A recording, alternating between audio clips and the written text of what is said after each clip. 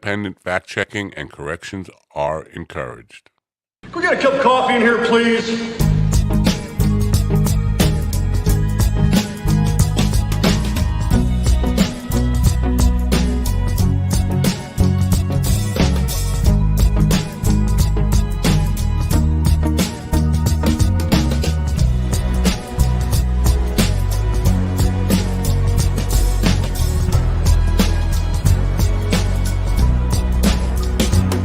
Why, Damn good coffee and hot. why do I have to go on? Good morning, folks. It is Thursday with a U, not an I, but I don't know why I spelled it with an I, because why not? I know how to spell Thursday. Anyway, it's Thursday, April 6th, 2023. I hope you're having a wonderful day. Spring is here. And Jackie Martling is my scheduled guest today. Jackie's got some, I don't know, something to talk about. He wanted to be here today. He has something, but I don't know what it is. I think it has to do with him doing something with AI stuff. We'll find out. I have a three-legged cat that is driving me crazy right now. She can't be hungry. These cats eat all the time. I think they're just bullshit artists. They just love attention. And then they'll bring me out. Come on, I'm hungry. I'm hungry. I'm hungry. You put food in the dish, and they're like, that's not what I want. See ya. Anyway, so I look forward to talking to Jackie this morning. I had Andy on yesterday, Andy Andrus. Hope you listen. If you celebrate, I don't know, celebrate. Passover is not really a celebration, is it? I thought Passover was really hiding in the house from the bad people, from the bad demon that was coming to take your firstborn. Bad people, bad thing, bad spirit. I don't know. My guest last night was a no-show. One more. I didn't check my email either. I should check my email. One more expert in how you should run your life who can't manage a calendar and figure out how to tell time. I don't know. Did get an email from her. I want to check that and see what she said because I think she was blaming me for her not being able to manage her calendar. I just want to see this for a second. But again, it's always, every time I get a no-show, every time I get somebody who doesn't show up, who makes plans to be on the program, and then does not be on the program,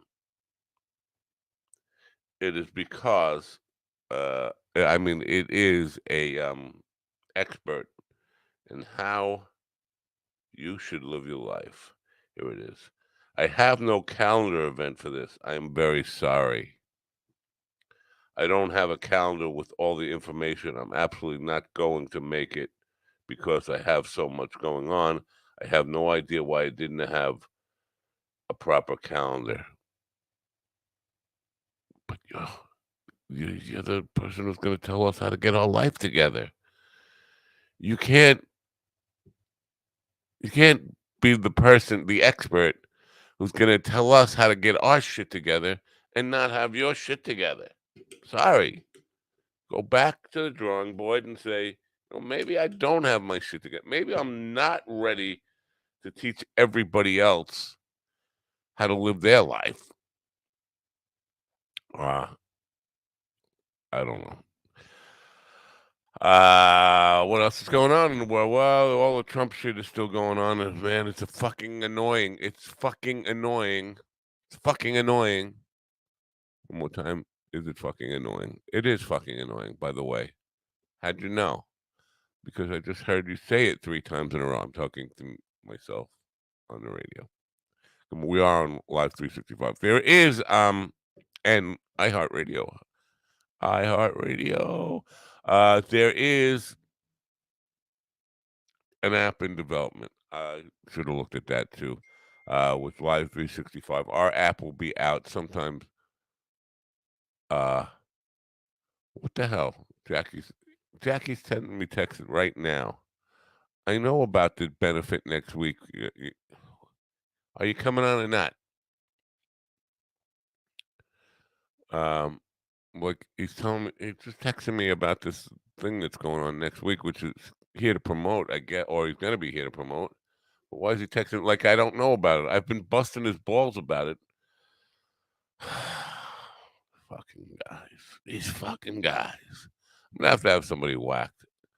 By the way, the moon landing guy, Bart Sabrell, turns out his name comes up in a lot of places with these conspiracy kooks. Now, turns out Bart has lied, lied to me, lied to my audience.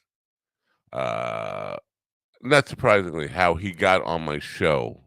I'm gonna have to cut this kid off. This kid who charges people to get them on podcasts is how Bart got on my show. But it turns out, because in the documentary he claimed, I don't know how I got on this shit now.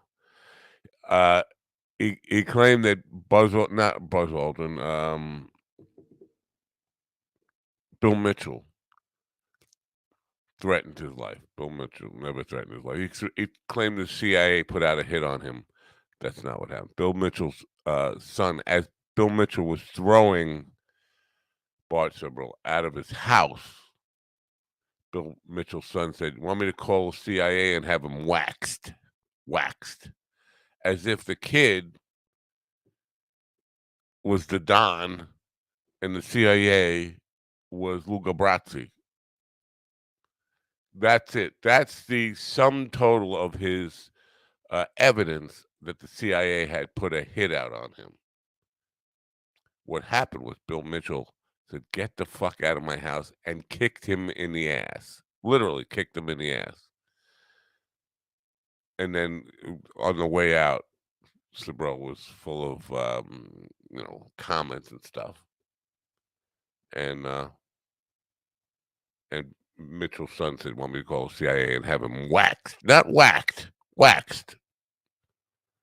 Um, if you're really like in the killing business, I think you know the difference between whacked and waxed. Anyway, but it turns out he was a cab driver when he claimed to be working for network television. He was a cab driver with a video camera. Uh, so the whole thing is crap. But Joe Walters, who has listened to this program, has been on this program, was he's a moon landing guy, a moon landing faked guy. And he wants to come back on the program. He claims he's going to blow my mind with evidence. Like, this thing has not been debunked. It's been debunked so hard, it wants to get bunked again. I don't know what the fuck that means. Listen, I'm tired. I'm very tired because I was up writing comedy. I got to get some minutes. Um, because I got minutes to do now. Kelly Beanflicker inspired what I think is 7 minutes of gold in comedy. I forget what she said. So I know it started with something about she texted something about "come on me." Hold on, let me see if I can find it. Wait, oh yeah. So I texted about yesterday because I was supposed to do a Tasting New York shoot. Tasting New York, not Tasted New York, by the way. Tasting New York. And I texted, my shoot was canceled for today. Could have done a longer show. Andy Hackadity said, I hate when I shoot and get canceled. People on the bus have no sense of humor.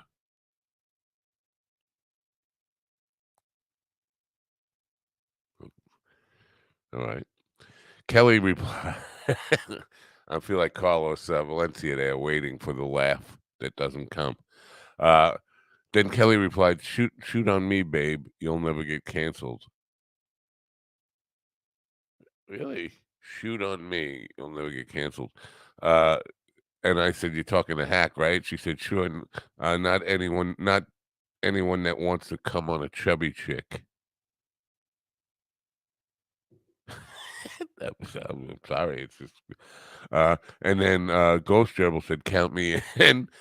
I think I said at some point this because I had a friend Linda, um, who was a singer in a band, and she told me that guys will come on anything. I tend to agree. Guys will come on anything, but using and then it goes on. The thread goes on and on and on. Uh, but I do. I did write in the middle of the night. I started thinking about an imaginary stand-up bit, ab- and I ended up writing until 5 o'clock this morning. 7 solid minutes of stand-up, I think, and now I got to get out. I would love because I don't really want to do it. I just wanted to write it. I would love it if I could sell a piece to somebody who the it might be appropriate for, but I think I actually have to do it because people like to write their own material. Nobody's buying material. Not like how Jackie got started selling material to Rodney Dangerfield, selling old jokes, by the way. So I don't know if there's comedians out there ready looking to buy material. I'm telling you, it's fucking gold, though. Good stuff. I would not lie to you.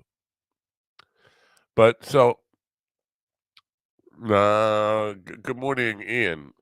Ian says, so to Conway, he writes his own stuff. Everybody writes their own stuff in comedy. Nobody buys stuff. And listen, it's not like Conway's got deep pocket. Guy can't buy milk. Seriously, he can't. I don't know where he's getting money for reefer from. Honestly, um, Will's out there in South Dakota now. He's going to be on this South Dakota local last comic standing thing, but he's not working at his whatever position he had in Grants, New Mexico. Excuse me. So, well, he's not in a position to buy comedy bits. Nobody is. See, the people who need the good comedy, they're not making any money anyway. They need people who would need to buy material. They're not making any money. People who are making money, I got good material. They don't need to buy anything. It's a catch 69. Catch 69. Why do you keep sending me shit, dude? Oh, who is this that he sent me? I don't even know who that is. Um, do I have to do this, man? I don't even know who that is. Are you coming? Wait, let me do it this way. Excuse me, folks. This is terrible radio. I know. If you're listening on the radio, maybe we can play a song for you.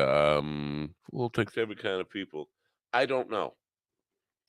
I don't know. I know it's a terrible radio show today, and quite frankly, I'm sorry, but there's nothing I can do about it. I am really exhausted because I don't know who that is.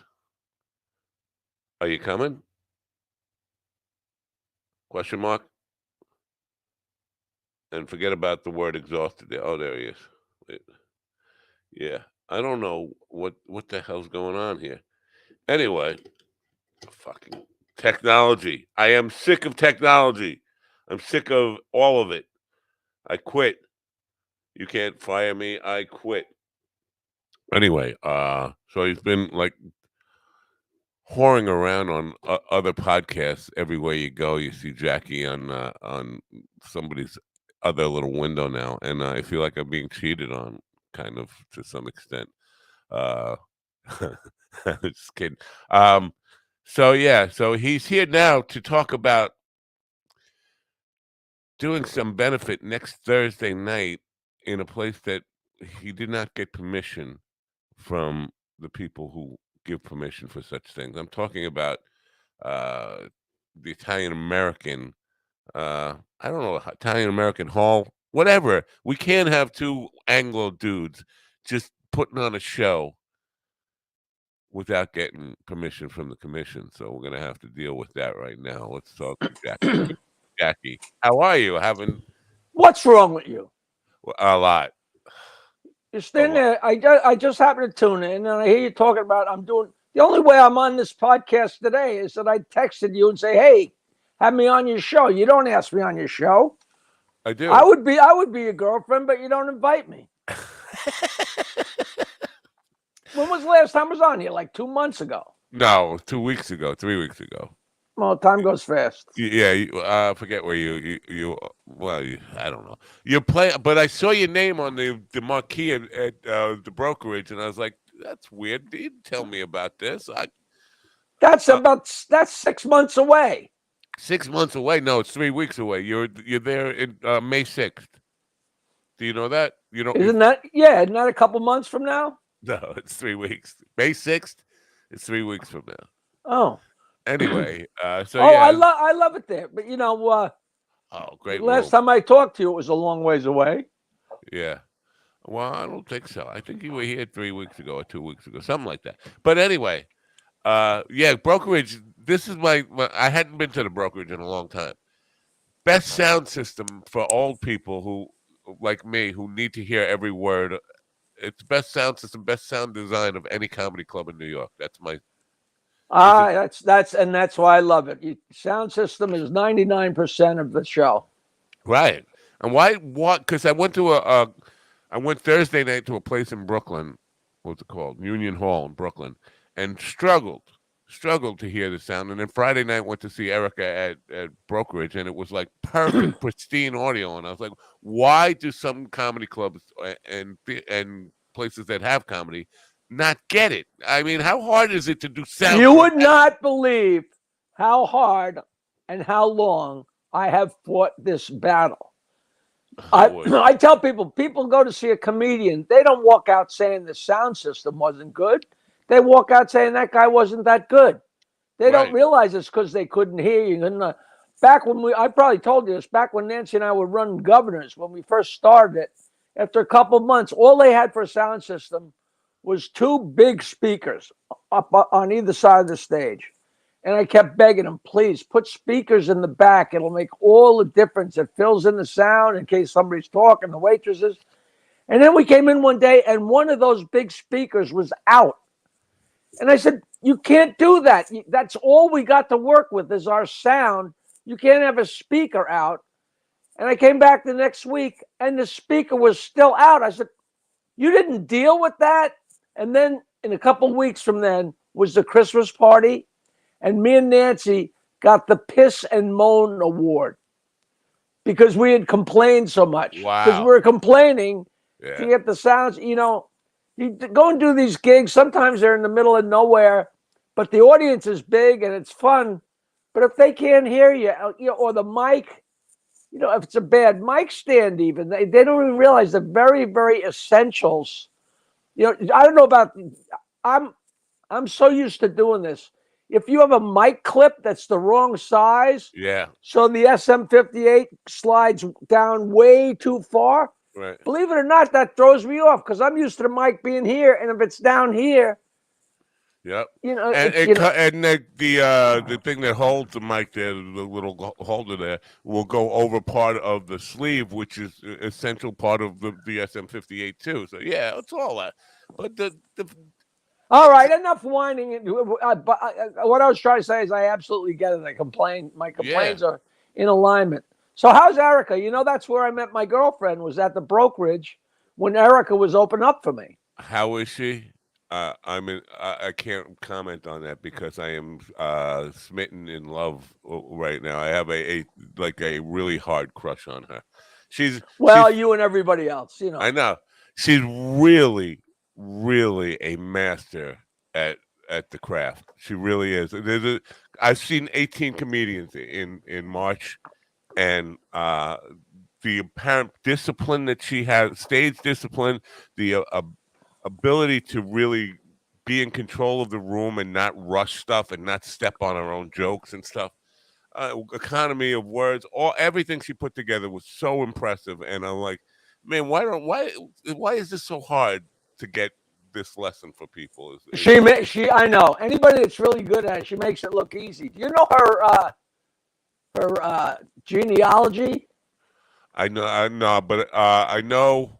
I know a little bit about it, but I feel like she's got a little bit of blue blood type of brother. No, her mother, no, her aunt is married to Garrison Keeler. Garrison Keeler. Oh, you knew Right. that. Okay, that's so she Yeah. was on stage with him for a long time, gathering some stage time, Yeah. the amount of time on stage is everything. Your audio just kind of got weird with some breaking up or something. Hold on. Oh, holding on. Uh, you got friends. You got friends in your talk.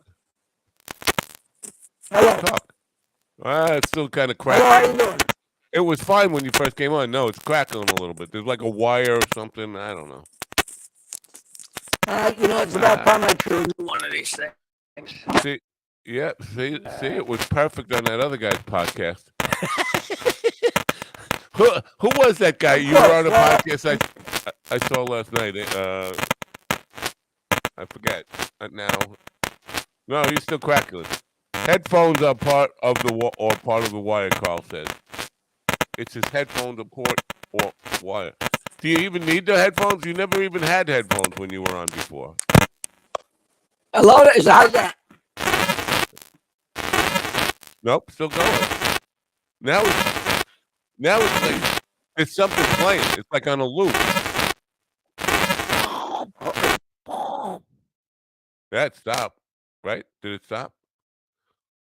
We're here. This is people on the radio must be freaking out. Like, what the fuck am I listening to? And now we have completely lost Jackie. He's a black screen.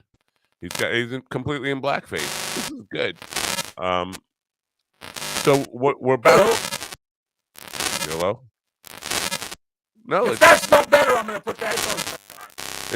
it's not better. It's weird. It's like something's playing on a loop.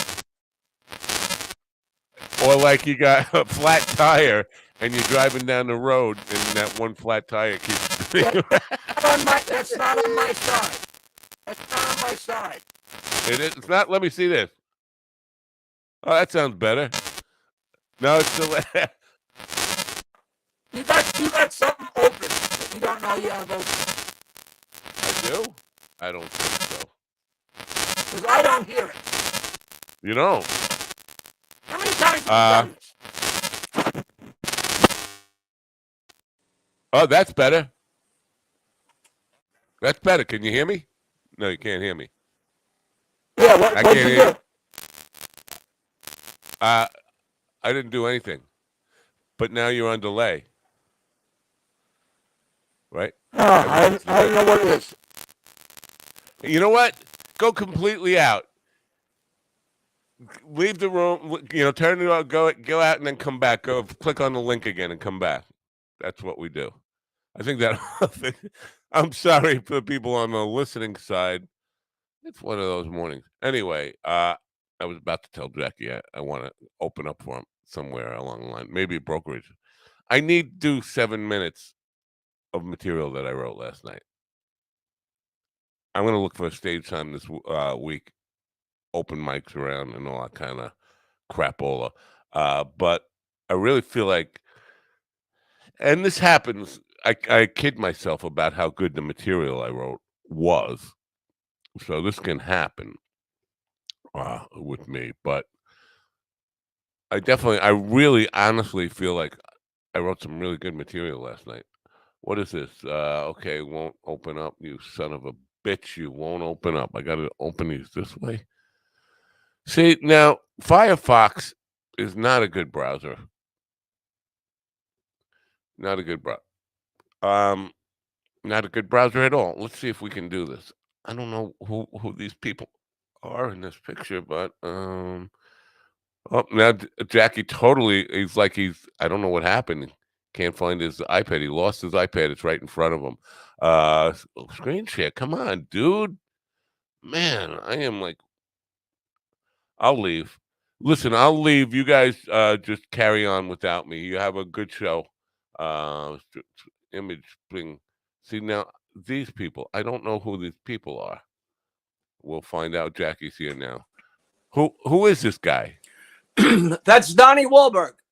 Oh yeah, the Blue Bloods kid, the burger boy, Donnie's Burgers. And then the other picture here. Oh, where is that? What is this? This is did they shooting you on shooting on your beach in front of your house? You're shooting Yeah, television show. they shot Blue Bloods here last week. Man, so how many TV shows? How did this happen that your house gets in so many TV shows? You know, the word gets passed around. Everybody says what a great time they have at my house, and there's so much room, and neighbors are so friendly, and it's so photogenic.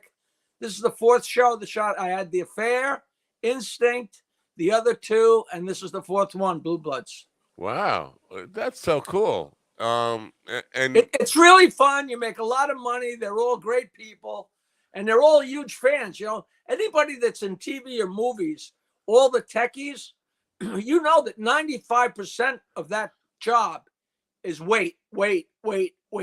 So they're standing around. So they all listen to every minute of the Stern Show their whole lives. So they couldn't get enough. And then they came in this room and their heads exploded. You know, all the garbage. You know. Right. So yeah, very, very cool, man. That's a good thing. You get to meet some. We had Ethan Hawke and Julia Roberts doing stuff on the block here for a movie they were shooting right on my block, and that was pretty cool. But my house would be really cool. I mean, my house. Yeah, I always say it's so fun. The circus comes to town. You know, when they shot The Affair here, they shot almost the entire episode at my house. It was a party for a 5-year-old. That was the episode. So I have a whole beautiful videotape, an hour videotape of a huge party at my house. Just, I don't know anybody at the party. It's really fun. And your neighbors don't care about that, or they walk around, they give all the neighbors money, they hire them for their driveway to park in front of their house. They use the local firehouse, they pay the Bayville Association. They spread a lot of money around, and everybody, it's just a really fun time. It just is, you know, everybody's not in, but 99% of everybody is in, you know. Right. Now, did we cure does the sound better? Are we better? Perfect. It's absolutely perfect. We must have had a bad internet connection or something. So you and Bales are, speaking of Bayville, you're doing this thing in Oyster Bay, but it's kind of without permission of the commission, and you guys are kind of white. No, I drove into Brooklyn. I kissed so many rings that I got a metal burn on my lip. But your neighborhood is blue blood neighborhood. The way you grew up is all blue bloods, Anglo-Saxon, white people, not like me. It's a mix of everything. You know, it's very funny.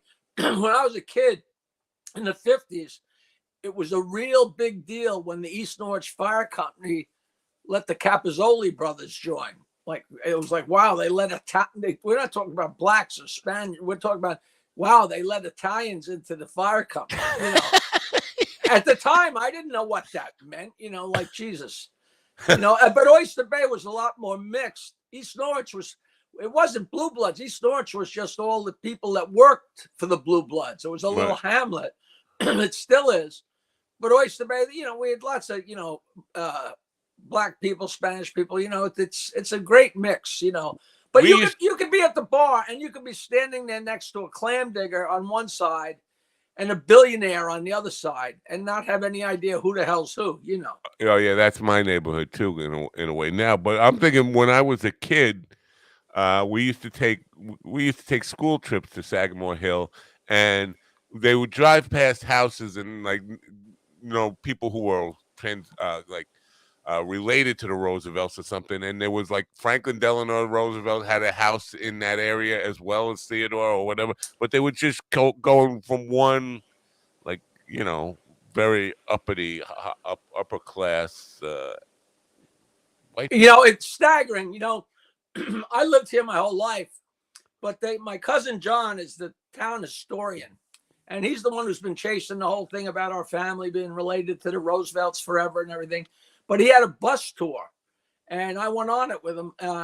You know, there was about maybe 20 people, and we took this bus, and we drove down Cove Road, Oyster Bay Cove Road, but at 10 miles an hour. And for years, I've been up and down that road thousands of times. But when you go that slow, the houses are staggering. You never realize it when you're driving past them. Like every house is bigger and more beautiful. And they're not McMansions. They're from 1900 and 1880. It's just beautiful. There's money here that people haven't even counted yet. Yeah. So you and Bales, now this is a benefit, right? What is the benefit for? It's a week from today, by the way, 8 p.m.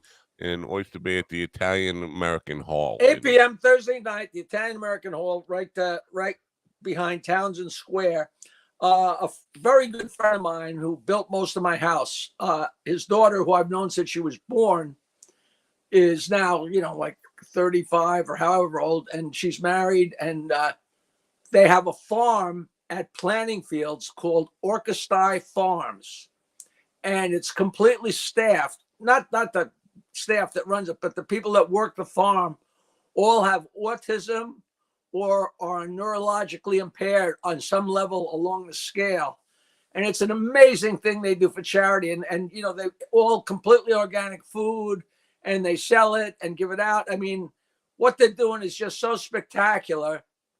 And we want to do a benefit, and it's hard to come up with somebody to do a benefit for that doesn't split, half the people are against, half the people are for whatever reason. And this is one thing that, there's not a person you can talk to that wouldn't say, my brother has autism, my cousin has autism, I got a nephew, it just is so far reaching. So, we're just going to give every penny to them. And it's a nice thing to do. And me and Bales have such a good time. And we got Tugboat Annie, or one of these guys who's been around for a while. Tugboat, I should know his name. I should have mentioned it. Yeah, no, what is it? It's not Tugboat.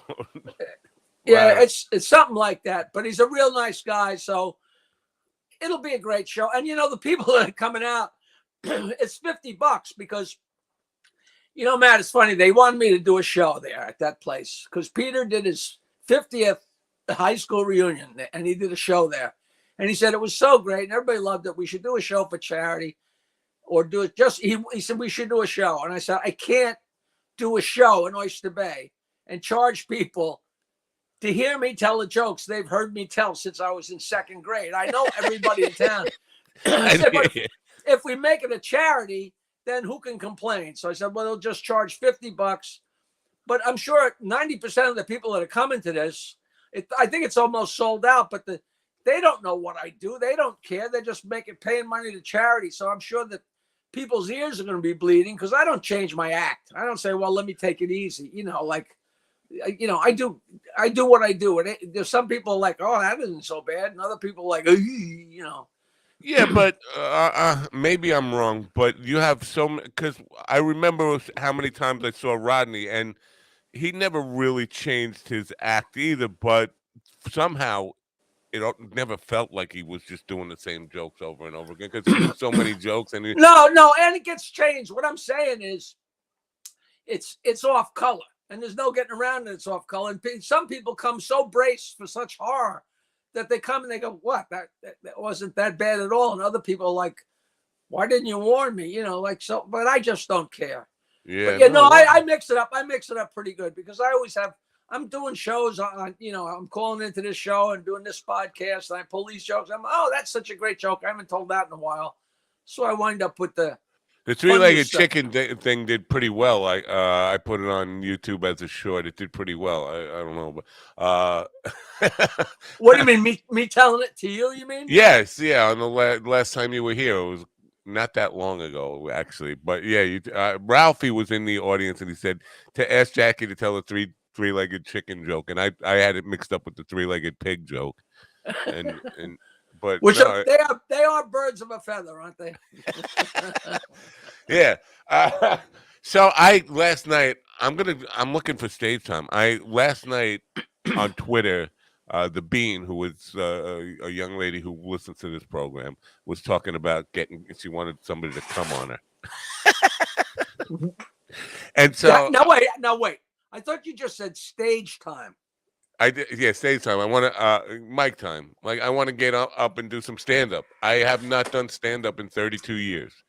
I want to get up and do 7 minutes of stand up that I started writing at midnight last night and finished at 5 a.m. this morning, which is why I'm all fucked up today. I was up all night writing what I think is the best best 7 minutes of comedy since Carlin wrote the 7 Dirty Words. That's what I'm going to say. Well, you know why they invented coming on a girl's face, right? No. That's to determine which women are marrying material. now you can take that either way. Right. Yes. So, but I have never done that. Yeah, I mean, I get so excited I miss. yeah, okay. But the idea that I just now expressed. wait 1 minute. You know that joke, right? Yes. Okay. Do you know what joke I'm talking about? Yes, I do. So, but let me, because the idea I just expressed, Colin writing that 7 dirty words thing. That is in my mind, a bit that changed comedy. And I was thinking, are there any other, like, because you can remember bits from comedians, but you can't remember. I can't think of any other that move the the goalpost in stand-up comedy for so many people. Well, I wasn't a comic back then, but I never thought that changed anything. All it did was finally put some kind of definition. When we were on the Stern Show, there are no FCC guidelines. You know what the guidelines are? We don't know what the guidelines are, but we'll know it if we hear it. Yeah, profanity. I something they can't define, right? Right, which is just absurd, But the words he said were, the words he said you can't say on the radio. Helen Keller knew that, Right. But it was just funny to hear him, stuck together like that. Were you a fan of WLIR? Listening to WLIR growing up, the FM radio station? Not really, because I was very weird. I never listened to the radio really. I played in a rock and roll band, and very rarely listened to the radio. I was always just listening to our tapes to try and get better, and listening to comedy shows that I'd always record our jokes. But I listened to LIR some, but I was very connected to them because I played in a band at this club, and there was another guy who played in the same club who had a great two-man band that did Beatles songs, and he made a recording studio, and his recording studio recorded all of the live shows at my father's place that went out live on LIR. Oh, those were great, yeah. Yeah, and it was the Workshop recording studio. So he has all those tapes. He saw my band play because we recorded a song called the Pot Song. Do you remember that from the Stern Show? Yeah. Well, we recorded that at his place, and we wanted to capture the crowd, the live crowd. So we recorded the song at the studio, but then they came and set up mics and recorded us playing it live, because we get like 3 or 4 encores of "Roll Up the Reaper, we'll have some illegal fun," and the crowd would go nuts. And him and his partner saw that I had a microphone on my foot tambourine, and they said, "Wow, I guess he understands this whole recording thing," and he invited me to come and work at the studio. And I worked at the studio to learn enough about recording that I could make my own records. Meanwhile, it's 45 years later. That guy is married to my sister. Wow. How crazy is that? But they did all those live broadcasts, all of them, mixing at my father's place, mixing Chicago live with like 32 microphones going through the truck and everything. Wow. Yeah, that's where I got exposed to so much of the stand-up comedy that I knew in the 70s, because they had a feature called News Blimp, where they would, after the News Blimp, they would play like Carlin, or they would play Cheech and Chong records, or Robert Klein and Gabe Kaplan and all this stuff. But they were the first local FM radio to kind of break away from doing constant music and throw in some comedy bits. We're doing You know, that now now a you lot. know who was playing those? Well, it was No, Dennis McNamara, but right. John DeBella. John DeBella, right? Yeah. Now, do you know who he became? No. Who John did? DeBella was the guy that moved to Philadelphia. He had like a 13 share. When I started in comedy, I was working in Philadelphia all the time, headlining long years before I met Howard. He was the guy we wound up battling in Philadelphia. Then wound up having the big funeral when we became number one. And they called in. It was a battle. Right. I And remember that, but I this forgot that guy it was. called up, a guy called up who worked on John DeBella's pool.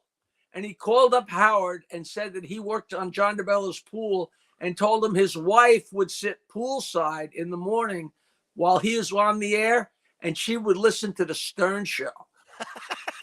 And it was a whole sad. She wound up committing suicide. It was a whole heavy, craziness. But he was from LIR. I knew him really well. Me and him actually wrote a script together for Epi.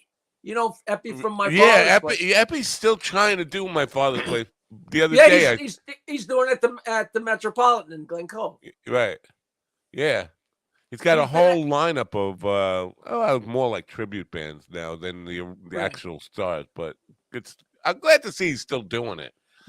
He because he's such a cheap fuck is the reason I'm a comedian. You got to know that story. Do you know that story? I don't think you ever told me that story, but before you tell it, I just want to say, he was to me, he was an old man when I started playing. The first time I played at My Father's Place, I was 18, 19, and he felt like he was 50 at that time. Now I'm an old man. He's still doing it. He's the same guy with the same T-shirt and pot belly. He doesn't drink, but he's a big fatso, and he has never changed. But it was a big deal for my band. We were two guitar players. And for us to get a gig at My Father's Place was immense. And we would tell all our fans, you got to come out. You got to come out. We get 40 people if we were lucky at a bar gig, but they accumulated and everybody come to My Father's Place. So we'd have 200 or 300 people, which is a big deal. And we went there one day for our sound check and we couldn't do the sound check because that cheap fuck had booked the club at 6:30 for the Gong Show auditions. All right, yeah. And I'm watching, and I see these two comedians audition, and I grabbed one guy afterwards and said, because I looked at them, I said, I'm as funny as these guys. And I said to the guy, how'd you get to be a comedian? He said, oh, it was easy. I had cards printed up. And he handed me his card, and it was Richie Minervini. And me and him wound up going to Dixon's White House Inn, and me and him started comedy in Huntington at a little club, and that's where I recorded my first album, and that grew into the East Side Comedy Club. We started all of Long Island comedy just because Epi was so cheap that I wound up seeing Richie, and me and Richie started the show because I was a guitar player, singer. So I had an amp, and speakers and a microphone. And so between the two of us, we put on shows. It's the genesis of how things. And the fact that Epi's still around, so I can tell the story, is fantastic. Yeah, it's amazing because he obviously couldn't have been as old as I remember him as a kid, but he just felt like so much older than me. He felt like he was my parents' age. My parents are long dead. He was probably 30. And now he's 70, or he was 20, maybe he was 30, and now he's 75. I don't know. I think he's got to be over 80. He's got to be over 80. I'm in my mid 60s, and he was an old man to me when I was 18. Right, 20 years ago, I couldn't believe he was still around. Right, 20 years, but I love him.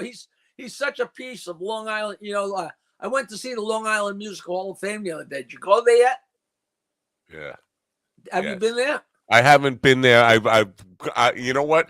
I was there before they opened it up. I heard, they had a press thing for it, but I can say I've been there, but I wasn't in there. It's because this right now they have I guess I don't know if it's going to be permanent, but it's dedicated to the club scene, Long Island club scene in the 60s, 70s, 80s. And, there's so much great stuff. It's if you're a musician, it's just a walk through time. It's just Yeah. all the places you played, the places you couldn't get into, the places you couldn't play. I I really had a good time. I helped Richard Lahamadou get that whole initiative for the Long Island Music Hall of Fame started, but he, I remember having like crazy argument. Like you can't make the Long Island Music Hall of Fame about Brooklyn and Queens and anybody who ever lived in Brooklyn and Queens because he was, he's putting Louis Armstrong in there. Louis Armstrong is not a Long Islander by any stretch of the imagination. Me and Bob Buckman hosted the first annual Long Island Music Hall of. Now it's Long Island Entertainment and Music. They expanded, right. But it was the Long Island Music Hall of Fame. And when I saw the list of people that if you ever flew over Long Island in a plane, you know what I mean? It was like, yes. Because when you're taking Brooklyn, Queens, like that's really should be New York City. I mean, but it's so funny because I always argue with people when they say you're from Long Island. I say, well, Queens and Brooklyn are part of Long Island, which they are. But when you're talking about the Long Island music, it's a very odd line. It is a very odd line, Yeah. So, and I was in for Brooklyn. Put it this way. Oh yeah. George Gershwin did not play the Neptune Pub. Okay? Right. Yeah. Marvin Hamlish lived around the block from me for like 2 weeks, and they want to claim him as like a Lindenhurst guy. It's like he was he stayed there long enough to know he didn't want to be there. But I love it though. I love it. It's a fantastic little museum. I mean, it's I really enjoyed it. Yeah. Because we're talking about Long Island now and that period. Brooklyn, I was in Brooklyn last week and I was astonished how cool Brooklyn is now because last time I really spent any time in Brooklyn was the 80s and it was very much a ghetto and it was beaten down. But the Long Island Nets who used to play at the Comac Arena with the funny colored ball somehow are responsible for the revitalization and renaissance of Brooklyn. It's amazing how the comedy clubs, music clubs there are so cool, so really, amazing, and they've done it. It feels like a whole new city, like it's better. It's like the new Greenwich Village, kind of. Yeah. Only huge. Right. There's like a Greenwich Village on every corner. You know what I mean? It's and they don't even look like clubs. They just look like storefronts or something. And you go in there, and they got like a bocce court in the theater. It's weird, but yeah, I love it. And if I were a young person right now, as much as I'm not an urban person, I would probably. You're a young person. Hey, listen, I got to throw in April 20th. April 20th. It was another Thursday. I'm at the Parks Casino with the legendary Wid. Do you know who that is? No. Oh, you got to look him up. He's a guy. He's one of those guys that has 10 million props and uses each big prop for one little half line. And I've known him since 1979, and we're on the bill together. So I'm very excited about that. So 360 Lounge Park Casino. Ben Salem, Pennsylvania. Where the hell is that? Is that near Philly? Ben Salem. It's North Philly, I think it is. I have all these directions. I go every place in Jersey. I couldn't tell you where it is. There were actually, when we all started working clubs in 1979 and 80, it was so funny. I remember Bob Woods one day, he says, when you're a comic, that's when you're going over the George Washington Bridge for the 4th time in 1 week. That's when you know you're a comic. You spend 4 nights in Jersey in 1 week. That's when you know. And there was actually a guy named King Broder. Did you know him? Mm-hmm. A booking agent. And Jim Myers asked him, he booked him for some gig. And he asked King Broder, how do you get there? And King Broder said to him, go over the George Washington Bridge and ask. Right. Could you imagine? And that actually happened. This is 1979. King Broder reamed me over delivering his commission check to his mailbox. I put it in. I put a check in an envelope. I didn't put it in the mail. I put it in an envelope and left it in his mailbox because it was late, and I want to make sure he got it. And he called me up. He said, "How dare you come here?" I was like, "What do you mean?" He said, "There's no stamp on this envelope. You didn't mail this. You put it in my mailbox." Oh, I was like, I wanted to make sure you got your money on time. I was, He was the greatest character. Me and Bob Woods and Dave Hawthorne had a meeting with him because King Broder is the guy that put together Eddie Murphy, Bob Nelson, and Rob Bartlett and called them the Identical Triplets. And it was a big hit. So he wanted to make Lightning Strike twice. So he figured he was going to put together another group. So he had me and Woods and Hawthorne. And Woods was a big, fat, gruff guy. And we're sitting in his office. And he said something. And Woods said, "You're an asshole." And Broder said, "I don't take that from Sinatra." oh, I And then think you I would. played my single, which was me crooning. It was on the flip side of the pot song. It was a love song. Yeah. I swear to God, King Broder told me I'm the Long Island Anthony Newley. Wow. And he wasn't saying it as an insult. We're looking at each other like, what planet is this guy from? You know. Anthony Newley's in that video because I brought this up a couple of times. Sammy Davis Jr. singing "I Gotta Be Me" at the Playboy Mansion, and in the YouTube comments, everybody's talking about what a wholesome time it is. I'm like, Sammy Davis Jr. was a fucking Satanist who joined the fucking Church of Satan. Oh, please. Sex and drugs. You've got Bill Cosby standing right behind him. You got Hef with some like girl who looks like she's 17, and then you got Anthony Newley with two girls sitting on his lap that look like they. It was not Bible class, you know. It definitely wasn't. People rewrite history, you know. Yeah, but such a wholesome time. I'm like, man, if that's wholesome, I'll get back to that. Let's get back. My favorite Broder story. You know, did you ever meet Kenny Kramer? No, I didn't meet him, but I know who he is. But you're not Kramer from the show. Kenny right, Kramer, the guy who with the real one who's the story real is Kenny based on. Kramer. Yeah. So I used to do a one-man show at Iridium. I did it for about 8 weeks, and I had guests. And with Matt, I come out and play a song with the three greatest musicians in the world, like Les Paul's band. They were my guys, Frank Vignola, Vinnie Raniolo, and they would play a couple songs like for like 10 or 12 minutes. And the most amazing guitar players. It's frightening. Then I come out and play a song with them. Then I go up to one mic and tell jokes. And I move to the other mic and I tell stories. And they play background music. Then I play another song. And I make that trip around a couple times. The audience loved it. And at the end of the show, I'd have a guest. And the first week I had Billy West. And the second week I had Kenny Kramer. And he said, "You know, Jackie, we've met before." I said, I thought we had, but I couldn't really. He says, "Yeah, I used to do gigs for King Broder." And I said, "Oh," he said, "I got to tell you King Broder's story." I said, I love King Broder stories. He went to do a wedding.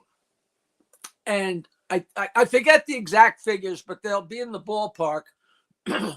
He got paid $500 to do the wedding. So he went and did the wedding. And when he was done, the groom or whoever was running this, whoever was in charge of paying the people, said, "You know what? It'll be just as easy for you to give the money to King Broder as me." And he gave him $5,000 cash. Whoa! He got booked for $5,000, and Broder gave him 500 and pocketed 4,500. You couldn't exaggerate and make that up. And so we laughed and laughed and laughed. Oh, what a character. What a great character. Wow. You know what? I don't doubt that that's true either. I mean, it's as crazy as outlandish as that sounds. I don't think that because I remember playing like the Atlantic Beach area for him, playing gigs for him, and I know he was taking like 500% from what we were getting. We were, it's the old thing. The old thing, man. If I call you up and say, "Do you want to do a party for $75?" You could say yes, and you could say no. Right. And if you say yes, you come and do it. And he said, "Jackie, at the time, I was thrilled to do a wedding for $500." Right. It's his prerogative. It wasn't illegal. It was just despicable. I mean, there was a couple of agents. I'm not even going to say their names. They're probably still around that would book clubs in New Jersey, and they get X amount from the club owner and pay everybody $30 and walk away with a fistful of money. But at the time, you're so hungry. Sure, I'll go to the middle of Jersey for $45. What the hell? So at this point in your career, what you do now, do shows just come to you, or do you have a manager seeking out like bookings? What do you? I'm retired until the phone rings. So brokerage calls you up and says, "We got an open date." No, well, I'll call Jimmy. I'll email Jimmy and Joe and say, hey, Oh, by the way, speaking of you calling people, thanks for getting me Rob Bartlett. He was on a couple of weeks ago. It was great. I love. Oh, great. Oh, yeah, he's an old dear pal. No, I'll call the brokerage and say, it's been a while. Because I wind up going in there to do some kind of not charity, but some kind of benefit for somebody. And I go in there. Peter Bales has his comedy class, stand-up university, and he has a graduation ceremony like every 10 weeks. And I go in there and hang out. And, so, I'm kind of pals with them. I started Governors in 1981, I know that. It was different. So I bugged them. Give me a gig. So I worked the brokerage. I haven't been to McDonald's, whatever the other one is. McGuire's. Yeah, I haven't been down there in a while, but I love that's got a great sound system, and that's a great place too.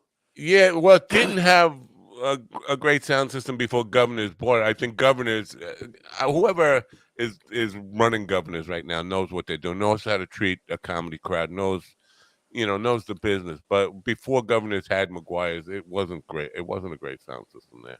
And that's one of the places where I remember, years ago going there and like having to bring my entire family to get some stage time. To get 3 minutes of stage time, I had to bring like 5 people and buy dinner for everyone. When I was so lucky, I sit around sometimes and beat myself up. Oh man, you never had a special on TV. Nobody knows who you are. I always forget that I took off the main 15 years of my life to do something, even though it was parallel. I wasn't doing comedy. For 15 years, I was on the radio, and the comedy gigs I was doing was just because they were offering me so much money. But I wasn't in the comedy circuit. I wasn't traveling with the guys or getting my name around. So I missed that whole sweet spot. But it's just crazy how the whole thing just changed and changed and changed so much. It just got better and better. And some places grew and some places didn't. It's really weird, like I don't know. And now where we're at is a whole different place where, you have to, and despite what Louis C.K. says, you have to have a social media presence. If you're a young person and don't have a name that is recognized, social media counts as much as the comedy club experience now. Oh, yeah, I knew I was going somewhere. I couldn't believe it the first time I heard the expression, it's a bringer show. Yeah. That you had to bring 10 people if you wanted to get on stage. I was like, that is, I guess that's the rule of thumb nowadays or sometimes. But when I first heard that, I was like, that goes against everything, when you're starting out in junior high and you play at the local Republican club outdoor party, your parents and your cousins come, but not when you're grown up trying to do comedy, Yeah. Get off my phone. We're not taking phone calls now. That's my way of being a little rude to the audience. People, I didn't call you. No, the radio's calling. The radio is. We're on Live 365 on iHeartRadio, and their phone number is out there, and they get a scroll that says we're taking phone calls now. We're not taking phone calls now. Take a phone call. I don't care. Let's plug the Italian American Club. Yeah, the Italian American Club is a week from today, 8 p.m. in Oyster Bay. What's the address? Hold on, I got it here. Orchestra Farms, Italian American Center, 46 Summit Street, number 1, Oyster Bay. It's right off the parking lot behind Townsend Square. It's for Orchestra. Say it with me, Orchestra Farms. Orchestra. And it's 2 white guys playing at a guinea place. before And pasta. and a ticket link, that most important thing, ticket links on jokeland.com. Bring your own sausage. Right. Buy tickets at Stand Up Comedy Memories. Stand Up Memories. No, Stand Up. Yeah. Just go to Go to Go jokeland.com. There's a link right there. jokeland.com is the easiest. Right. Is the easiest. Ted Nagurski says, Jackie, who was more crazy, Richard Simmons, Judy Tenuta, or Pat Cooper? Let me just tell you, Pat Cooper is definitely part of why I am. My father was a huge Pat Cooper guy and played those records over and over again. He's part of my neurosis, part of why I'm so fucked up as Pat Cooper.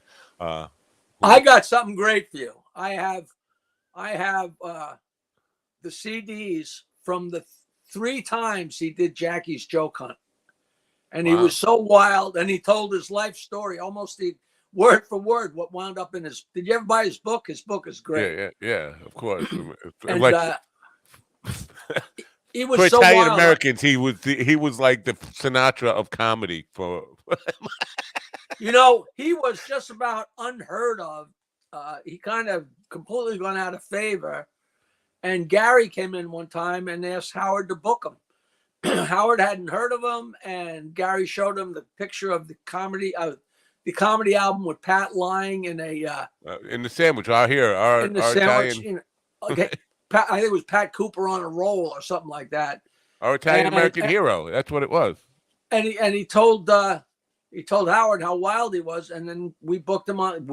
Howard, Gary, whoever booked him on the show, and that had so much to do with the whole rise. But that was right around the same time when he completely blew himself out of the water on the Tom Snyder show. What happened with that? When he went on the Tom Snyder show and badmouthed everybody. He did.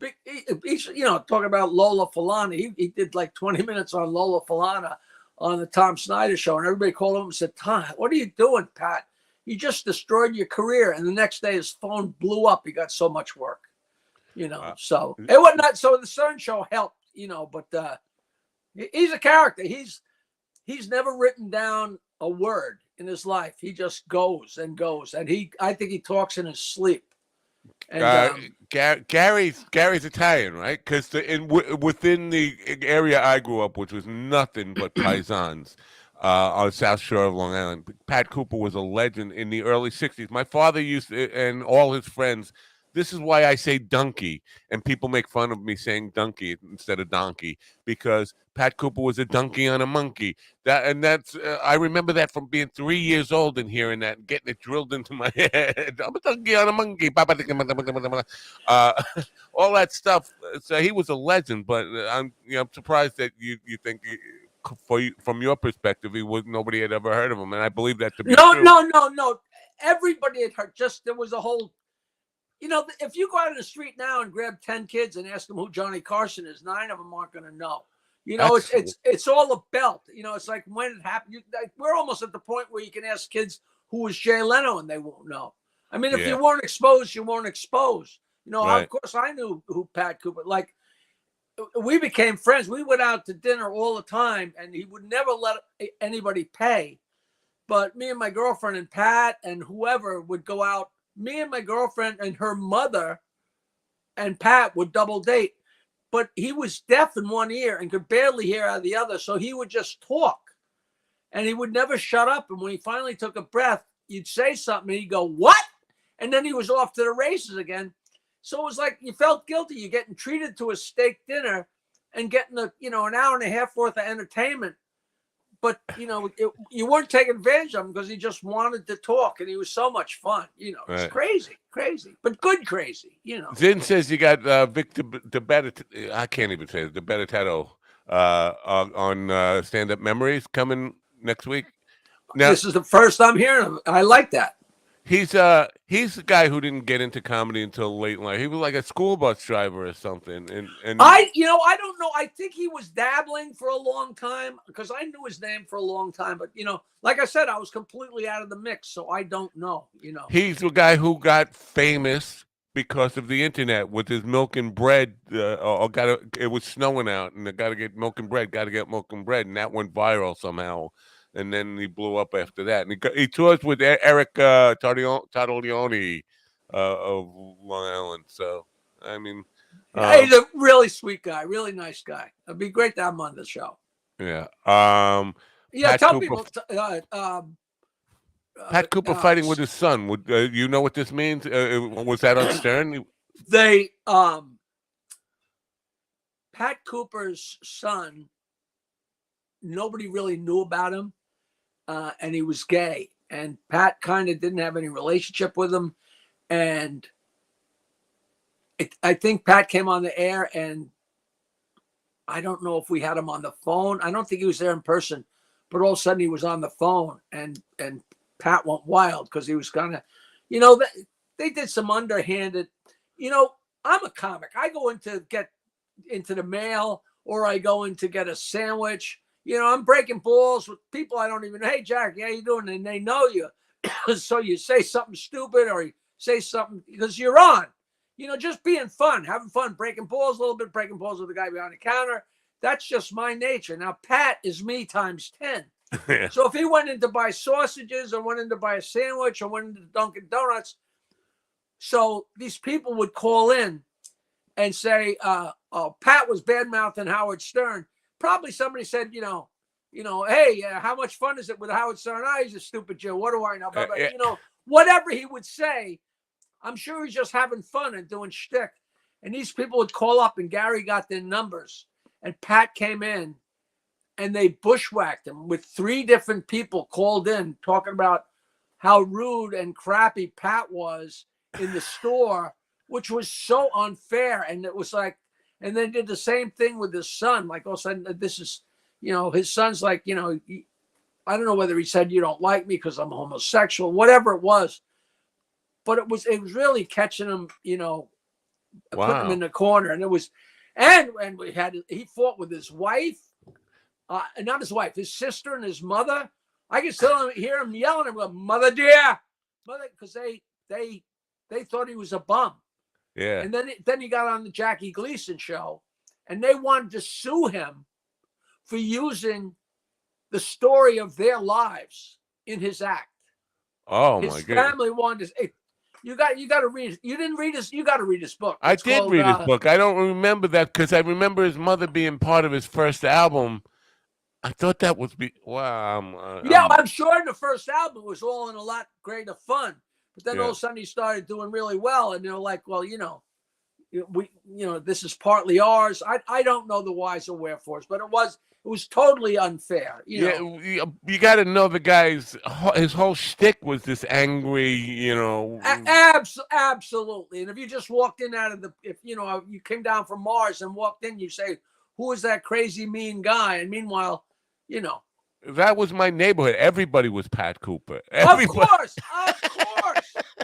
And he did Pat Cooper better than anybody else. I would defend him to the death. Right.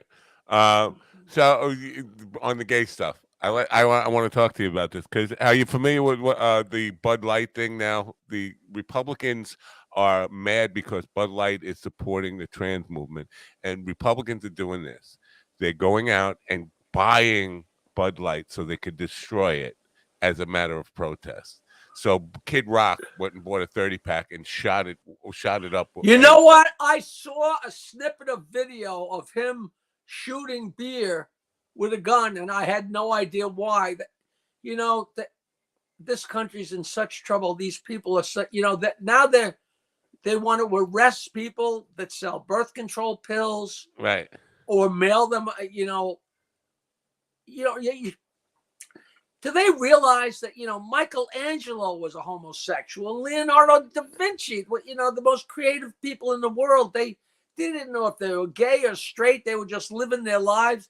These people, I don't like going red and blue, but they're fucking morons. Yeah. But it's not that there's a tiny percentage of them. It's like the Pied Piper. There's one idiot, and the line behind him is 3 miles long. It's like, is anybody stopping it? I can't believe that none of those Republicans has a brother or a son or a cousin or an uncle that's trans or gay or. They And when do. it It's comes to just Tucker. abortion, Tucker is telling them who to be mad at because if you look at the history, somebody posted this thing of Kid Rock with a drag queen drinking Bud Light, and so I mean, he never had a problem with it until Tucker told him you need to be outraged about this. it is. There's not a politician in this entire country who, if their daughter or their cousin or their grandchild needed an abortion, wouldn't have it the next day under the weather, under the wire. Nobody would ever know, Yeah. ever. They would never. But the reason why I wanted, because you were part of the generation that would understand this. Because to me, it's just hysterical that they're buying the Bud Light to destroy it in a matter of protest. So Anheuser-Busch is going, yeah, keep the protest going. Right. But when I was with Rodney, that's what made him over. His Carson and all that, and blah blah blah. But what put Rodney over the top was in the early '80s. They had an unbelievable string of Bud Light commercials, and It was Rodney with every sports star, famous baseball players, basketball players, football players, boxers, and Rodney, and they're all drinking Bud Light, and that was his whole claim to fame. Why? How are they? What do they put a trans person in their ad or something? Yeah, or on the beer can or something like just a rainbow flag on the beer can or something like that. But which you gotta hail. You can't fight. You're not going to stop people from being trans. You're not going to stop people from being gay. I was watching Larry Sanders yesterday. I watched. It's the funniest show ever, and it was a roast that they put together. It was actually the show, the Larry Sanders show. The title of the episode was The Roast, and it was all these guys. Every joke was about Larry being gay. It would never float today, but it was so harmless. That was just something. What do? When I write somebody a text, I just write fag. And I don't mean anything. It's just stupid. I got to tell you freak Zach out a little bit with that because he's not from our generation and doesn't know how to. But the thing about this Bud Light thing is they're buying it to destroy it, and it reminds me of Dylan when Dylan went electric. I'm sure you're old enough to remember this. Dylan went electric, and people didn't like it, so they bought tickets to the show not to go as a protest. Like, you're paying money not to see the show. They're paying money to destroy beer as a matter of protest. It's like Brer Rabbit, born and bred in the briar patch. Whatever it takes. That was a whole huge thing that Dylan dared to use an electric guitar. You would have thought he shot somebody. Right. So if you find Jackie offensive, please protest him by Venmoing him $100 today. I just yelled at Dino from Uncle Vinny's Comedy Club because I'm working there. When is it? I don't know. Not for a long time. Like June 9th. June 9th, yeah. He's got a new place on Staten Island. And I put in the ticket link on Jokeland, and you click the ticket link, and it said, the wildest, craziest, most obnoxious comic, but he was really funny. And I'm like, I called up Dino and said, I said, I've been called everything, but nobody has ever referred to me as obnoxious ever. I mean, I might be a lot of things on stage, but the last thing I am is obnoxious. Well, he changed it. Now it says he's Hold lewd. on. Hello, it's me, Jackie. Yeah, no. You've reached 929 WYNE. You dial a joke. Sorry. That's fine. It says he's lewd, crude, and one of the funniest working comedians today. While he's famous for a lot of things. Omnipop is trying to make money while I'm on the air, so I had to. I forgot to turn off the phone. Omnipop. My girlfriend's a part owner. Really? Barbara Klein is partners with Tom and Jeg now. Oh, well, Tom he's been trying to get me Elsa Schlesinger. I think that's her name for a while. But he's kind of weird with if he needs something, get in touch with you. If you need something from him, forget about it. But it doesn't call you Matt. He's an agent. Yeah, I He's know. a manager. I know. It's his The- job description. He's the greatest guy in the world. You know But who's the joke, the Omnipop joke with the horses, and of course you do. You've heard that one, right? And I'm not going to tell because I would fuck it up. But every comedian tells an Omnipop joke with the horses around Central Park. You know that one? no? I want to hear it. I gotta get Rich Walker. Bales knows it. Let him tell you. He'll tell it well because I'll fuck it up. See that Barbara's a partner, so they would never tell me that joke. I'm sure. Well, I'm sure it's a classic old joke. Come on, tell me. well, I'm gonna fuck it up, But I'll know it. Just give me the gist. So it's basically the horses that take the hansom cabs around Manhattan, and there's one beaten up horse who's got a beat up feed bag on, and the other horse that says, "I remember you. You were a star horse. You were going to be in the circus. You were going to be on Ned Sullivan or whatever." That's outdated. But what happened to you? And the horse just looked over him and says, "Omnipop." Oh no! Oh, that's horrible. Yeah. That's horrible. But he says he doesn't call you obnoxious anymore. They changed it to lewd, crude, and one of the funniest comedians working today. Ah, good. Thank you, Dino. Lewd and crude. Admit it. I'm fun and I may be loud and maybe overpowering here and there, but I don't find myself obnoxious. Do you? No, not obnoxious. And I'm not even sure about lewd. I mean, I don't like some that off-colored jokes. But I had to give them that. I wasn't going to say change the whole thing, because Yeah. just one man's ceiling's another man's floor. Some of the jokes I tell, you could call them downright lewd, but lewd is lewd is you trying to come on a girl's face while you go into the bathroom. I've never done that. Well, get with it.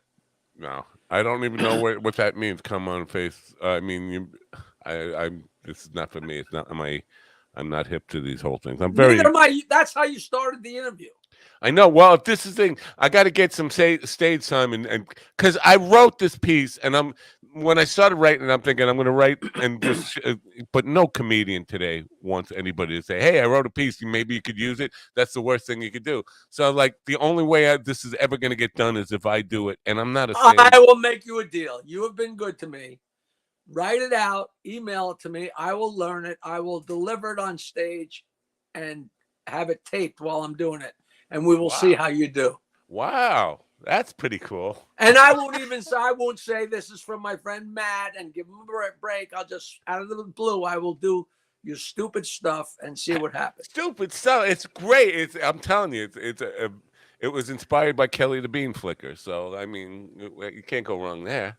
Yes, I can. I don't know who Kelly the Bean Flicker is. She listened to this program. See, basically, we were talking about Pee Wee Herman and his court case about jerking off in the porn theater, and his case was based on he's a right-handed guy. The sheriff wrote it up that he was jerking off with his left hand. He brought a Masters and Johnson's clinician in to say you can't make yourself come with your non-dominant hand.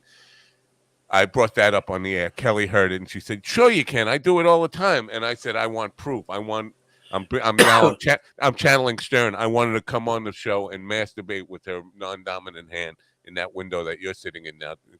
We'll clean it out before." I hate to as such a coincidence because this whole interview I've been masturbating with my non-dominant hand. But you can't come. Look, you're trying, but it's not working.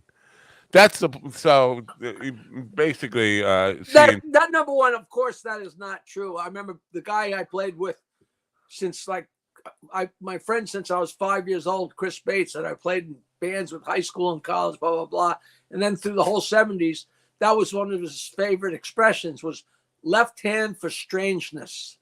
Wow. Because you think it's another girl, it's unfamiliar. I guess some people are more ambidextrous than others, and ambidextrous we call it. Ambidextrous, yeah. Because I can't do anything with my left hand. I am so right hand dominant. I can't even talk with my left hand, and I'm Italian. Matt, I haven't masturbated since the second Woodstock. I don't even know what it is anymore. Yeah, I know. I hear you. It's like I'm bored with myself. This is a sad place to arrive at life where you tell yourself you need not tonight. I got a headache. your hand or Yeah, something. like when you're a kid, like you're masturbating and you're just running the Rolodex of every girl you ever had sex with. And nowadays, if I try to masturbate, it's like you again, you again, you again, you again. So Enough what? already. Now Nancy was supposed to be calling me because she's doing something music Let show. me No, explain. You got to just have it on hold. She's having her and her boyfriend both have very ill mothers, and so she's in Florida taking care of her boyfriend's mother and her mother. Let's not go into any more detail, but I meant to email you and say, listen, she was thrilled at the opportunity, and she will be calling you as soon as now she. here's something. You remember Ralphie, the mafia guy that I brought to your house, the weed guy. Uh, I liked him. I thought you guys were coming back. I thought he was going to be a good friend. It's like so many. I'm busy all day long. I did going to 18 comedy shows in a month, doing a morning show, doing an evening show, doing my. Why are you going to these comedy shows? You said you're not on stage. Because I hang out with comedians. First of all, I'm learning the craft. Not learning the craft. I'm learning the craft from a fan and somebody who wants to write about it and understand it better, and looking at different stylings and No, no, no, no. no. You go on the fucking stage, turn around, look at the audience, and talk. That's how you learn. And after you do that a bunch of times, that's when you go and watch the other people and say, I like that. No, that's a good idea. Oh, no, I don't like that. No, You it's can't just go up there with a blank slate. You got to go up there and do something. You got to take the clay and put the clay in front of you and fuck with it a little and then find out what you should do with it. no, I get that, but it's beyond just trying to do it for myself and to go up and perform. I want to write a book about it. I still haven't published my first book that is needs to be re-edited yet. But that's the kind of thing. I mean, I'm just really intrigued by the art form in its different different ways people bring approach to it and all that stuff. So that's why I go to so many comedy shows. Plus, I'm looking to get new guests on. And sometimes you go to the headliner and you're really impressed by the opener. Like Josh Johnson, I saw who opened for Mark Norman. I got to get him on. He was fucking phenomenal. So I go to a Yeah, lot no, of. that does make total sense. And that's a good way to. But I'm while you're not. at I'm it, not you like should Carson. I can't afford to send my people to the Comedy Store and find the good ones and send them back. So I have to go out myself and find them. you should become a manager. If you're out scouting all these people, if you hit on a great person, I want to. you should Yeah. call me and let me hook them up with Omnipop. Well, I have a friend, a young friend, David Allfelder, 21 years old. He's been to Germany and done stand-up comedy. He's toured. He's 21. He's coming to New York, and he said, "Can you get me some time at some rooms?" And I was like, "Yeah, I'll look around at maybe Governor's Brokerage. I can get you some stage time but it's a hustle for me. I don't want anything out of it. I just want to see the young guy so that 10 years from now, when he's huge, I can say, I did that. I'll take credit for it. Oh yeah, yeah. Touch him as he flies past you. Yeah, yes. What the hell was I gonna? Oh yeah. So Ralphie, who I brought to your house, he told me Nancy used to play at his club with a full band in the '90s. Nancy had a band called All Folked Up, All and folked she up, had a right? before that she had a band called Big Orange Marble. She is a great singer and a great songwriter, and it just the magic that the lightning does not strike. It was so weird because we were married, and when she came to work with me, she was in show business. She was the manager, the studio manager at a place in Syosset called Kingdom Sound Studios, where they did like Inagata Davida, and they did a lot of major albums, and Blue Oyster Cult was there, but it was also a coke den, and everybody went through that place, and she met everybody. And it's funny, the first time Phoebe Snow came on the Stern Show, you know who she was, right? Yeah. She came on the show, and all of a sudden, after she'd been sitting there a while, she said, "Now I know where I know you from. I knew I know that voice. We used to sit at Kingdom Sound and listen to your filthy comedy albums with the Billy Joel band while we're in between takes." And Yeah. I was very flattered, But everybody went through there, and she got frustrated because they wouldn't let her sing. So she quit, and she came to me and said, "I want to work with you. I think we could do great stuff." And we did great stuff. And when we got divorced, she got half of everything. And people say, oh, she took half your money. She did not take half my money. She took the half that she earned. Right. She did everything else so I could be funny, but she was singing and playing. And You're an inspiration that you still have this relationship with your ex-wife that you still, because a lot of people don't. People just get really ugly after a relationship. some do, some don't. But it was so unfair that none of her stuff ever, the closest, like one of her songs was on a McCartney tribute album. And she got to sing, I think she sang one of McCartney's songs, and she got to perform at the Ryman Auditorium and stuff like that. But, her stuff never got picked up, and she's still at it. She's still out there playing. You'll get a kick out of talking to her, and she'll give you all the dirt you need, I feel like she probably is blessed by not seeing the big upside of rock and roll and the music industry. I think everybody who I talk to has, because there's something I always wanted, and then as I got older and I saw new people who actually achieved that, it ruined their life. You know what it is? They got rode hard and put away wet was the expression. Yeah. I just read the new Leon Russell book. And, you read that and, yeah. Janikowski, he's supposed to be on the program to talk about the Leon Russell stuff. So. Yeah, it's dodging a bullet. Some people, it's like everything. Some people come out totally unscathed and other people, like, it destroys them, Yeah. It's weird how it works, My friend Johnny, who was in who starred in my movie.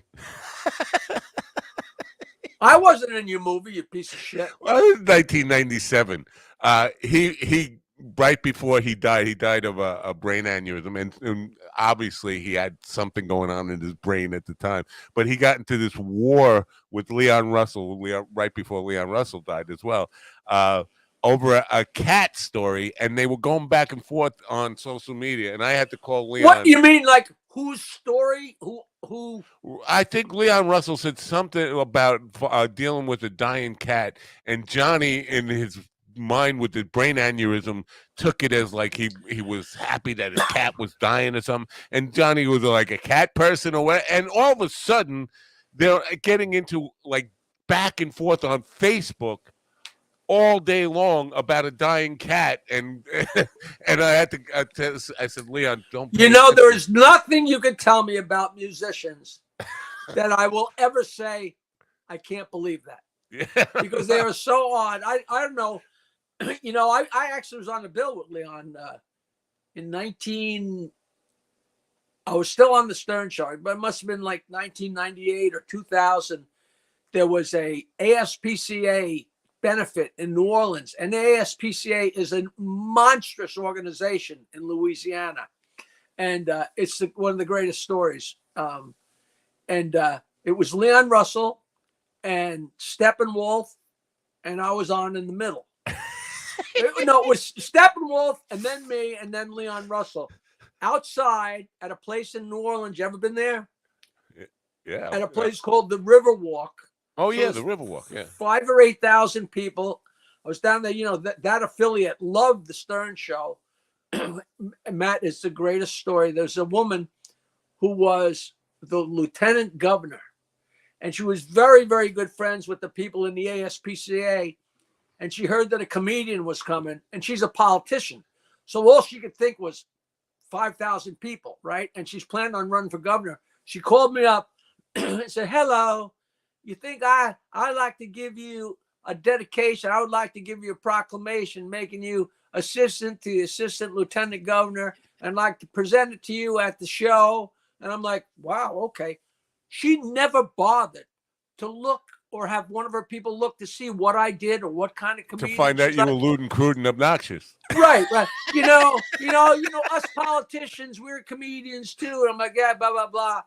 So we're backstage, and Steppenwolf gets done, and I'm with Nancy, and I was with, I don't know anything about football, but I was with Morton Anderson, who was the place kicker of the New Orleans Saints, who's a monstrous star. I mean, we went to breakfast at the Hard Rock Cafe or whatever it was there was a Sunday brunch, with all the black singers and the prayers. And at the end, the Reverend thanked the New Orleans Saints. He thanked Jesus, thanked God, and then thanked Morton Anderson. He had better billing than fucking God. And so we're backstage. So it turned out Morton Anderson's girlfriend was one of the higher ups at ASPCA. So that's why we were together. We had the greatest time. I showed up and they gave me a basket with champagne and pot and, So Wow. it's Morton Anderson and his girlfriend and the head of the ASPCA and her boyfriend and me and Nancy were backstage. And this woman, this politician, this middle-aged, chubby politician and her husband with the proclamation that she's going to give me, right? And the Steppenwolf's done, and whoever it was introduces me. And I came out on stage, and Nancy said it was unbelievable because the first 3 minutes of my act were like, and the audience went berserk. It's the guy from the Stern Show where we were like the Beatles, believe it or not. And I came out and like, bang, bang, bang. And Nancy said the woman's face went completely white. And I think I did like 15 minutes or something. Of course, I completely forgot that she was supposed to come out. I don't know anything. I'm just killing. And then I waved to the crowd and they went nuts. And I came backstage. I came off stage. I came walking down the stairs and she's standing there white as a ghost holding this proclamation. And I don't know what's going on. And she says, "Is it all right if I just give it to you in the back?" and I swear to God, I said to her, "That's funny. That's what I say to Nancy every night." I said, "All right." And she turned around and her and her husband disappeared. Oh, and we man. never saw them again. I got the proclamation right over there. Jackie Marling, state of Louisiana. It was the greatest thing in the world. But and then Leon was on after. It was the greatest show. It was fantastic. But I don't think, I think I was drinking in those days. I wasn't off the show yet. I don't think I even went and introduced myself to him. But Nancy said, "No, of course we introduced us." Wow. Who knows? But what a great character, man. The book is scary. You got to read it. You got to read it. At Orchestra Farms, actually at the Italian American Hall in Oyster Bay, Long Island, Jackie and Peter Bales. But opening for Jackie and Peter Bales that night will be God and Jesus Christ. Jesus has he has a 3-minute spot. How funny was that? I would give him the light. This is the preacher thanking Jesus, thanking God. Oh my God! And our place kicker, Morton Anderson, he stood up and the place went. Oh my God! I mean, what a character! The greatest guy. He was the greatest guy. He's a Danish guy. Wow. He was so cool. So that's a Thursday night. I might be able to make Thursday night a week from today. It's a Thursday week from today, April 13th, 8 p.m. Jackie and Peter Bales. Now, that's by tickets only, right? So let me see what we got in here. What is it? Yeah, buy tickets. You can go to jokeland.com. There's a link right on the left side. There's a banner on the top. That's Orchestra Farm. Orchestra Farms. It's actually kind of a benefit for autism, but there's other neurologically challenged people that work there. So, I just wanted to dance finally because I didn't want to, leave anybody out. But it's a great charity. They're great people. I tell people, listen, even if you're not coming, buy a goddamn ticket and do them a favor. Right, and leave your piece at home. Even though it's the Italian American Hall, no 38 specials allowed in the show. You know what we watched last night? We were done watching whatever we were watching, and Barbara was making tea or something. So I just, for the hell of it, I put on The Sopranos. I put on the first episode of The Sopranos, and you forget, and it's Tony talking to his psych and with the ducks, and it's all so gentle. I'm like, and Barbara's watching. I'm like, yeah, this is fine. It's gentle. And all of a sudden, what's his face? Michael Imperioli just walks up on a guy and blows his brains onto the table in front of him. And Barbara freaked out. And she said, You know that. I said, I didn't remember what was going to happen. The very first episode, yeah, that first season, who remembers that? I mean, so weird that The Sopranos is like 20 years, more than 20 years old now. It's like 30 years old. It's kind of weird. It's great. I freaked everybody out here because these guys that are working on Blue Bloods, they've been they're going into their 14th season. And it's great because they might have to come back here and tape some more because one of the girls moved out of Manhattan and moved to the suburbs to a house on the water, which is my joke land. Okay. But I know Robert Clohessy from doing movies 15 years ago. And Abby Hawke, I met her on a movie. But Steve Sharippa used to book me at the Riviera in the 90s. He was the entertainment director of the Riviera.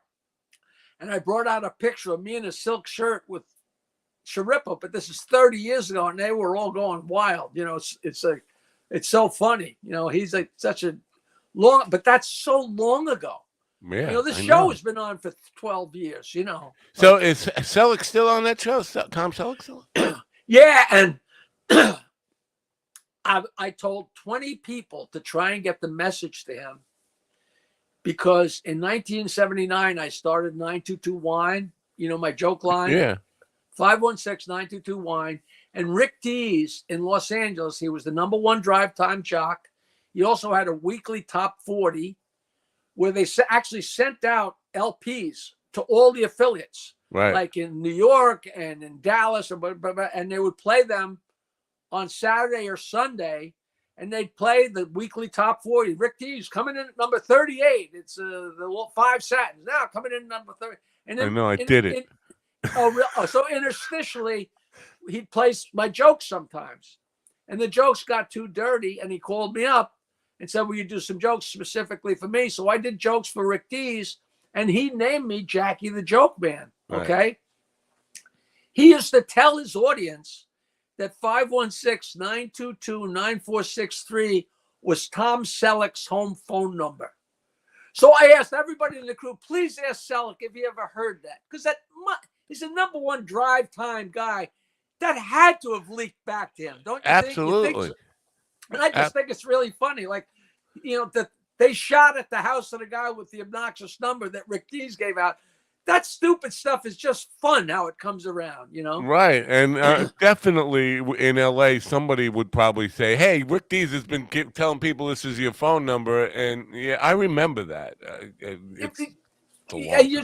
Somebody would remember. Somebody somewhere.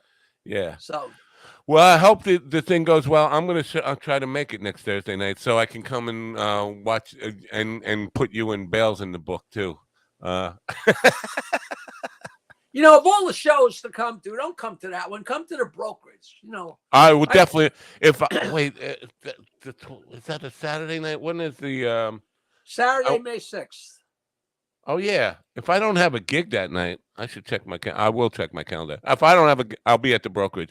You were supposed to tell me where your gigs are so I could come see these gigs. Yeah. Well, I'm not really proud of all the gigs that we're booking right now, and we're at a point where my lead singer is turning down good work because it's not paying enough. It's like, we're not in this for the money at this age. What do you fucking care if, you're talking about $500-$600 here or there. What difference does it make? I'd rather play. It's why, because of his head. Like, he wants to be, it's not so much for the money, but he wants the accolades of making a little bit more. So lie about what you're making, Right, but you know what? If it's a trade-off between a fun gig and a fun beach gig or a stuffy private event where you play 2 songs and then people come up and give political speeches and stuff, but it's more money, he's going to take that gig, and it's like, it's not. The most surefire way to make other comedians and other musicians and other entertainers, the best way to make them crazy is to nonchalantly lie about what you're getting paid. Yeah. I did this gig the other night. It was only $2,000, and just watch heads explode, Meanwhile, working for $35, Well, but come to the brokerage. But I want to come see your band. Are you still playing with the Christian lady? Not as much. Was with her the other night. Cause she texted me and she said she was looking into CBD. So the other night we had a gig, and before the gig we were at the bar. She was getting a glass of wine, and she said, "I got some CBD." I said, "Why? CBD does nothing for you. It's like non-alcoholic beer." She said, "It does. It relaxes me." And my filter is gone, maybe from hanging out with you too much. I looked her right in the eye and I said, "You're rubbing it right on your fucking bean, right?" And she smiled, and like the face she said was, "How did you know?" And I just started fucking laughing as hard as I could. Oh, that Like beautiful Christian woman is rubbing CBD on her little flinky. Oh, that's just great. I Oh, know. I will like you tell her I said hello? I know she wanted to come on the show with me today, and she couldn't make it. actually she did. She did. I was thinking of actually calling her. She's at work. I was thinking of actually calling her and tell that you were on the show, but I didn't want to because you can't really Please talk. tell her I said Happy Easter in the Keister. Will do. And you got have a great day, and we'll definitely be seeing you sometime. Let me know when your band is playing so I can come see your stupid band. I'll send you the whole schedule. You got to come to the South Shore. And, you know what? The best ones will be Memorial Day weekend. We're playing at the yacht club down here, but then the next day at Catch Venetian Shores, that will be a really, really big, I cool don't gig. care about that. I want to come to some little club where you're playing and enjoy it and have fun. Yeah, Jeez. we'll Nothing enjoy it to more it, at Catch. Anyway, I'll send you the whole schedule. Anyway, thank you for being here today. Tomorrow, I got like 3 or 4 texts. People tell me I'm in Newsday today. Maybe Newsday gave a little plug for the Orchestra Farms benefit. I'm hoping. that would be good.